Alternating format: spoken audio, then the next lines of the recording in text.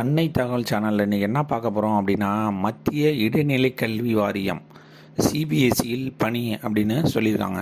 இது central board of secondary எஜுகேஷனில் call for பண்ணியிருக்காங்க. என்னென்ன போஸ்டிங்கு கால்ஃபார் பண்ணியிருக்காங்க, குவாலிஃபிகேஷன் என்ன, வயது வரம்பு என்ன அப்படிங்கிறத ஒன் பை ஒன்னாக பார்க்கலாம். ஃபஸ்ட்டு என்னென்ன போஸ்டிங்க்கு பண்ணியிருக்காங்க அப்படின்னா, assistant secretary administration group A, assistant secretary academics group A, Assistant Secretary Skill Education Group A, Assistant Secretary Training Group A, Accounts Officer Group A, Junior Engineer Group B, Junior Translation Officer Group B, Accounts Group C, Junior Accountant Group C போஸ்ட்டுக்கு call for பண்ணியிருக்காங்க. First assistant secretary administration group ஏக்கு any bachelor degree from a recognised university அல்லது இன்ஸ்டியூட்டில் முடித்தவங்க இதுக்கு விண்ணப்பிக்கலாம் அப்படின்னு சொல்லியிருக்காங்க.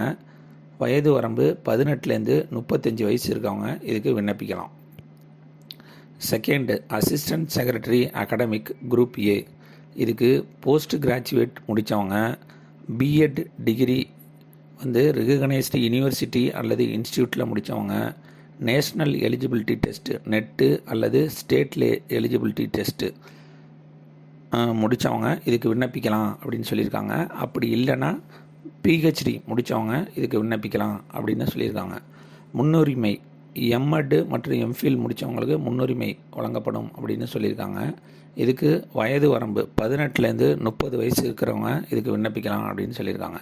மூணாவது assistant secretary skill education group A, இதுக்கு போஸ்ட் கிராஜுவேட் முடித்தவங்க மற்றும் 4 years bachelor degree in engineering அல்லது டெக்னாலஜி அல்லது ஒகேஷ்னல் முடித்தவங்க இதுக்கு விண்ணப்பிக்கலாம் அப்படின்னு சொல்லியிருக்காங்க. அல்லது பிஹெச்டி முடித்தவங்களும் இதுக்கு விண்ணப்பிக்கலாம் அப்படின்னு சொல்லியிருக்காங்க. மற்றும் ஈக்குவலண்ட்டு அகாடமிக் ஒர்க்ஸு அல்லது publication in the area of vocational எஜுகேஷனில் வேலை பார்த்தவங்க இதுக்கு விண்ணப்பிக்கலாம்னு சொல்லியிருக்காங்க. வயது வரம்பு 18லேருந்து 30 வயசு இருக்கவங்க இதுக்கு விண்ணப்பிக்கலாம்னு சொல்லியிருக்காங்க. நாலாவது assistant secretary training group A, இதுக்கு post graduate BEd NET SLET pass பண்ணவங்க விண்ணப்பிக்கலாம்னு சொல்லியிருக்காங்க. அல்லது பிஹெச்டி முடித்தவங்க இதுக்கு விண்ணப்பிக்கலாம் அப்படின்னு சொல்லியிருக்காங்க.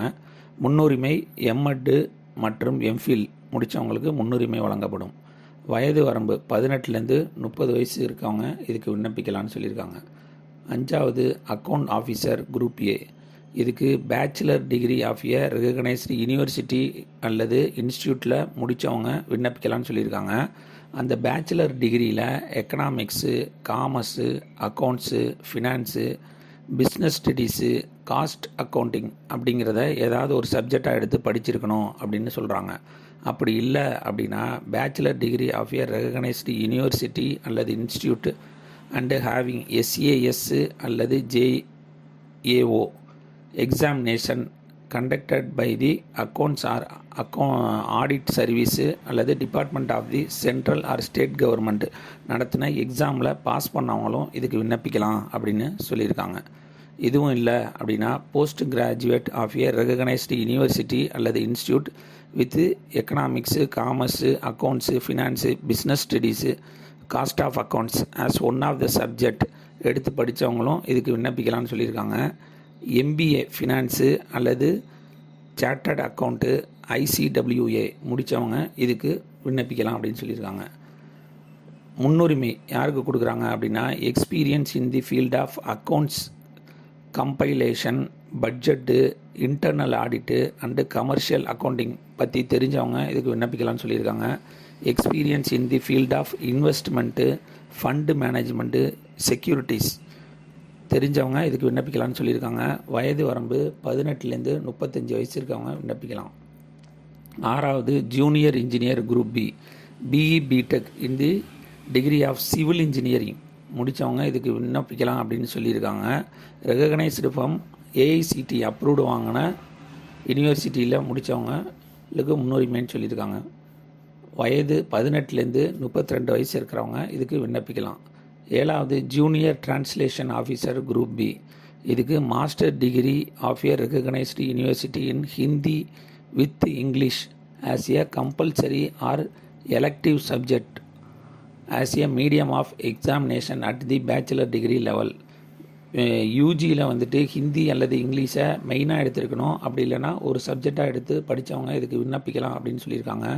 இதை தவிர ரெகக்னைஸ்டு டிப்ளமோ அல்லது certificate course in the translation from ஹிந்திலேருந்து இங்கிலீஷுக்கு டிரான்ஸ்லேட் பண்ணது, அதே மாதிரி இங்கிலீஷ்லேருந்து ஹிந்திக்கு டிரான்ஸ்லேட் பண்ணுறது 3 years எக்ஸ்பீரியன்ஸ் இருக்கிறவங்க இதுக்கு விண்ணப்பிக்கலாம் அப்படின்னு சொல்லியிருக்காங்க.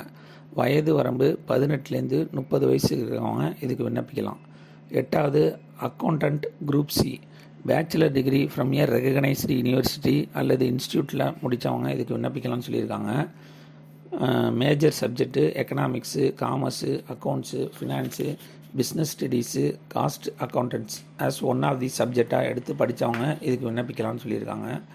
மற்றும் ஒரு நிமிஷத்தில் 35 வேர்ட்ஸ் இங்கிலீஷ்லேயும் 30 வேர்ட்ஸு ஹிந்திலையும் கம்ப்யூட்டரில் டைப் அடிக்க தெரிஞ்சவங்க இதுக்கு விண்ணப்பிக்கலாம் அப்படின்னு சொல்கிறாங்க. வயது வரம்பு 18லேருந்து 30 வயசு. 9th junior accountant group C 12th முடித்தவங்க இதுக்கு விண்ணப்பிக்கலாம் அப்படின்னு சொல்லியிருக்காங்க.